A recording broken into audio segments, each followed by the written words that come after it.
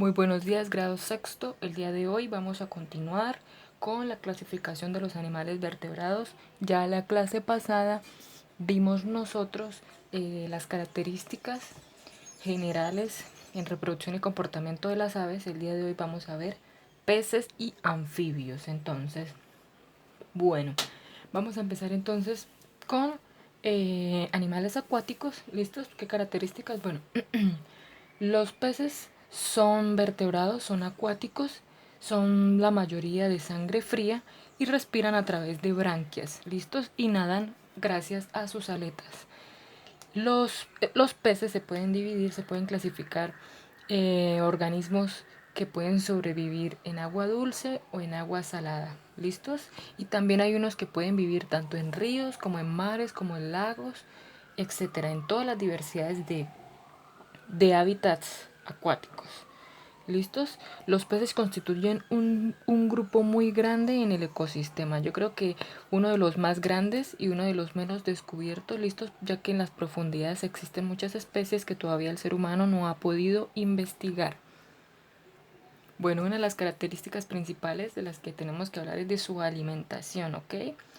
Eh, existe también una clasificación de acuerdo a su alimentación. Entonces tenemos animales acuáticos carnívoros, listos, que se alimentan de otros peces, que también poseen un aparato digestivo y un estómago muy grande.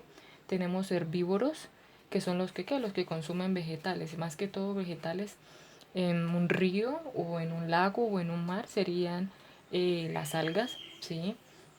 Y a diferencia de los carnívoros, los herbívoros tienen un intestino muy largo, ¿listos? Y su estómago no es tan grande. Hay otro grupo que se llama los omnívoros y prácticamente consumen todo lo que pueden comer, todo lo que pueden ver, ya sea vivos, ya sean organismos muertos, ya sean algas, ya sean organismos de su misma especie, ¿listos? Y los últimos que tenemos se llaman limnívoros, ¿listos? Que se alimentan de algas, pero también de desechos, ¿listos? De muertos, de otros organismos que están muertos, ¿sí? En el hábitat, en especial en el fondo del mar. Y para seguir hablando de otras características generales, bueno, empiezo. Su respiración se da por branquias, ¿sí? Sus ojos carecen de párpados, no tienen párpados, no existen, no tienen órganos sexuales externos. Listos, ahorita vamos a hablar de la reproducción. La mayoría poseen muy buena capacidad visual, su olfato no está muy desarrollado, ¿sí? Pero cuentan con muchísimos órganos muy sensoriales para detectar a los enemigos. ¿Listos? No pueden regular su temperatura autónomamente, tienen que hacerlo con ayuda del medio. ¿Y cómo se le llama eso? Se le llama algo que se llama heterotermos, ¿ok? No lo copié acá, pero simplemente lo escribí. Poseen, como ya lo dije, poseen sus branquias, poseen sus aletas, la mayoría poseen escamas, ¿listos? Entonces paso yo a la reproducción.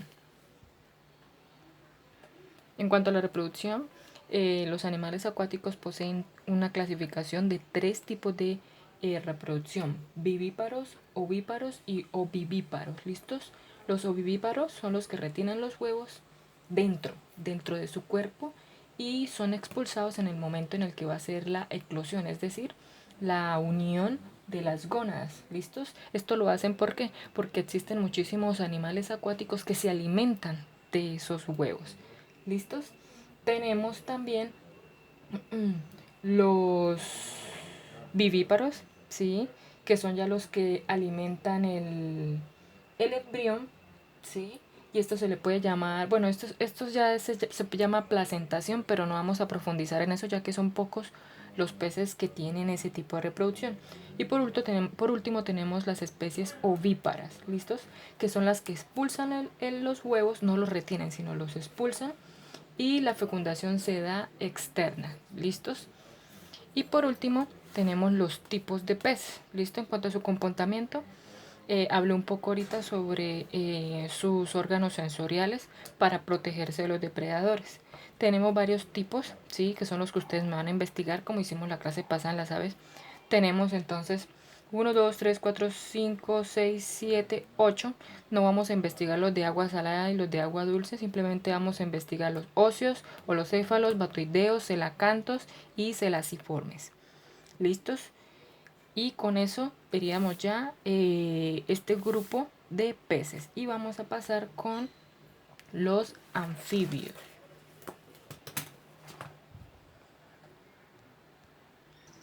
Bueno, los anfibios son también uno de los grupos muy grandes, en realidad todos los grupos son grandes.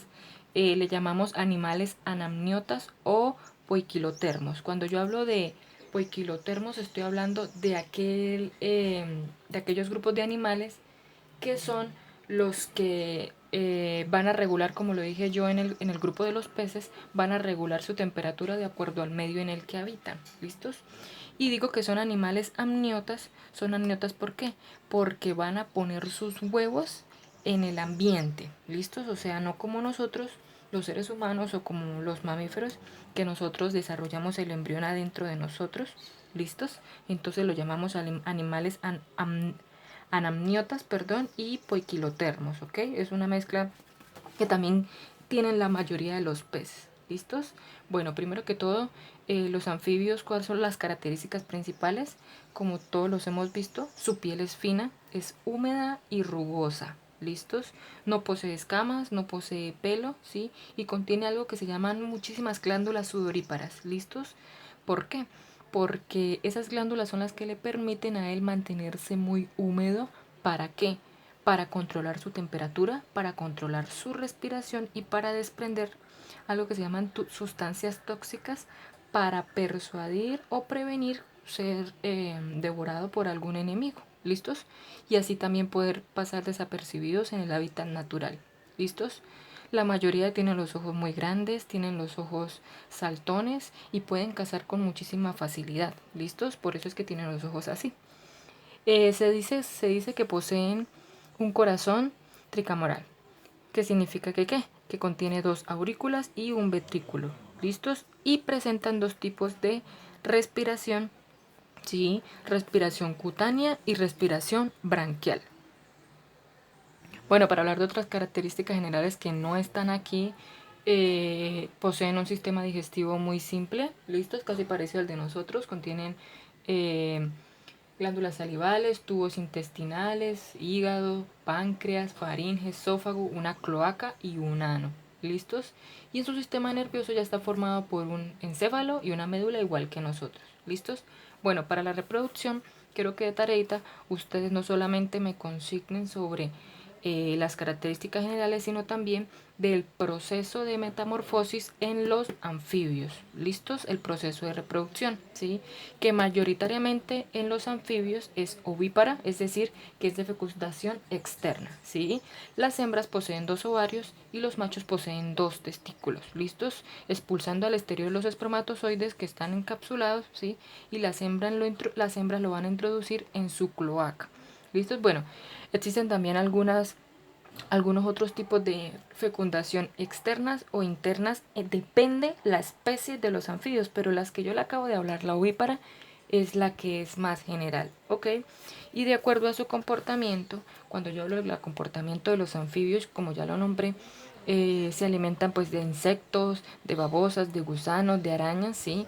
Les gusta vivir en zonas templadas o en zonas cálidas y cuando hace muchísimo frío entran a algo que se llama un estado latente, ¿listos? Y como ya lo dije, ellos mismos poseen su propio sistema, su propio mecanismo de defensa. Algunos expulsan sus sustancias tóxicas eh, por medio de su tubo digestivo, es decir, las preparan por dentro y otros simplemente por fuera para no ser devorados. ¿Listos?